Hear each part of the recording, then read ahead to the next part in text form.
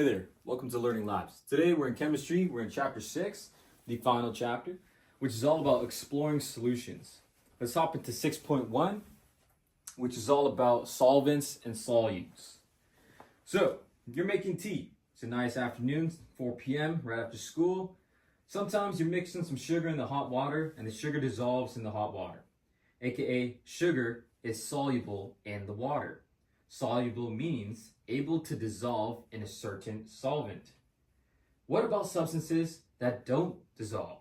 AKA glass doesn't dissolve in water, or glass is insoluble in water. Insoluble means unable to dissolve in a certain solvent. People call water the universal solvent because many different solids, liquids, and gases are soluble in water. How can you model what happens when a soluble substance dissolves in a solvent? Well, check out this diagram. The particles are always in motion. They vibrate, rotate, and in liquids and gases, they move from place to place. Notice how the dissolving happens on the edge of the sugar crystal. So in this diagram, here is zoomed in. There's the sugar piece and it's wrapped around water. Water is moving really fast, especially if it's hot water, it's moving even faster. Moving quickly is like a bunch of soldiers attacking the sugar, and they keep running at it with their head first, boom, crashing into it until it starts to break apart. It slowly breaks apart until it becomes separated like this, when a bunch of water molecules surrounds a singular piece of sugar. Then the whole tea tastes good. Otherwise, if you don't let it dissolve, then only one part of the tea tastes good. Now we're getting into some concentrated or diluted tea. Concentrated solution has a large mass of dissolved solute or a certain quantity of solvent. A diluted solution has a small mass of dissolved solute for a certain quantity of solvent. Concentration is the quantity of solute that is dissolved in a certain quantity of solvent. So what are we talking about here? You ever had a concentrated lemonade where you drink it and the taste is so powerful, it's so strong, it makes your face all sour and it's kind of nasty? That is concentrated. There's a lot of lemon particles in there making it sour.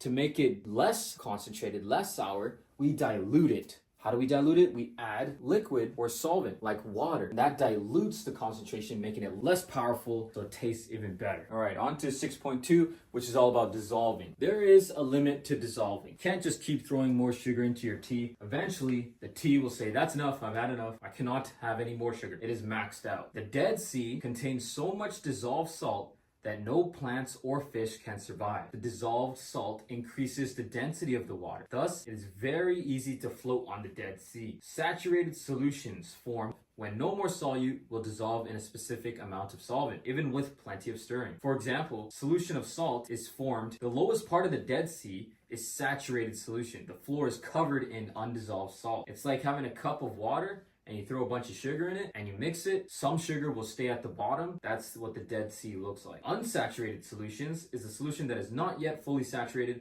and more solute can be added to dissolve. Okay, so you think about saturated means it's full of the solute, but unsaturated, it means it can have more solute. Solubility. Solubility refers to the mass of a solution that can dissolve in a certain amount of volume of a solvent or a certain temperature. When you're measuring how fast the solute dissolves, you are measuring the rate of dissolving. Why do we stir? Stirring speeds up the rate of dissolving. It pushes the molecules in here, the water molecules, harder and faster against sugar. And remember, they're going head first trying to break into the sugar cube. So if we stir it, we allow them more speed and more force to break through that sugar. Temperature can also help there. If you increase the temperature of the water, remember the water particles react to temperature. So if it's higher temperature, they move faster. So if they're moving faster, they can attack that sugar packet a lot harder and thus speed up the rate of dissolving. Size of solute and rate of dissolving. So why do small pieces of solute dissolve faster than large pieces? Dissolving a solid in a liquid takes place on the surface of the solid. By breaking up the large solid into several smaller pieces, you produce more surface for the solvent dissolving to occur. So if you have one cube, one big cube, only the outside of the cube is being touched by the water at all times. So we can stir it as much as we want, but only that part is being attacked. If prior to throwing the sugar cube in there, we cut it up into 7 smaller ones, then we can, each of those 7 cubes are all wrapped in water and we can speed it up and the water has less work to do to break it down. All right, jumping into section 3, which is all about acids and bases. Acid is a compound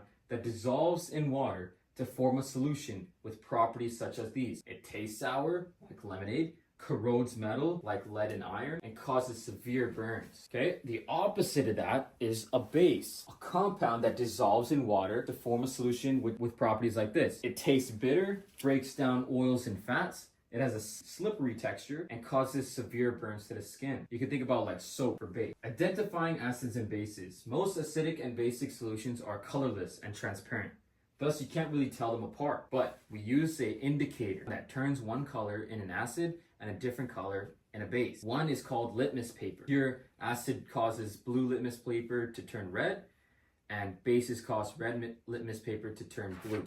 Here's the examples. So you have litmus paper. If it touches the lemon, which is acidic, it turns red, and then blue for base. Here's a pH scale to identify acids and bases. So 0 is super acidic, and 14 is the max, which is super basic. Okay, and there's a bunch of examples listed here for y'all to memorize. All right, the final section. Why do people process solutions? Boiling a solution is a common method for separating a solute from solvent. For example, buckets of sap that have been collected from maple trees are poured into a boiler. Then the sap is heated over a fire to make maple syrup. Water, the solvent, is removed by the boiling, leaving a more concentrated solution of syrup. 30 to 40 liters of sap is required to make 1 liter of maple syrup. That means we have to get rid of 39 liters of water to make 1 liter of maple syrup. Isn't that crazy? You can also do separation by crystallization, like salt on a tree. Many lakes in BC have high concentrations of salt. When the water evaporates from these lakes during hot, dry summers, the salt is left behind. This process is called crystallization. You can also do separation by distillation. Okay? This is the process used to separate and collect the compounds of a solution. The solvent is heated to change it into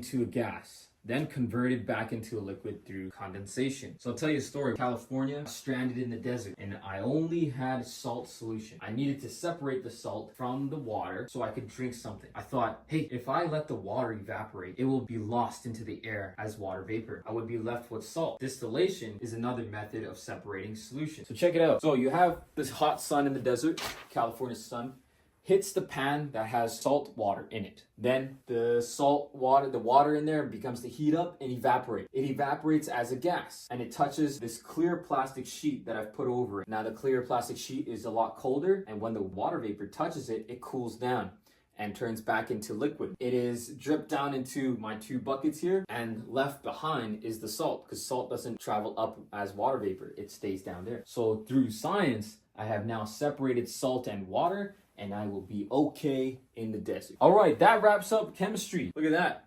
We have knocked it out of the park. Chemistry 7 right there, sealed and done.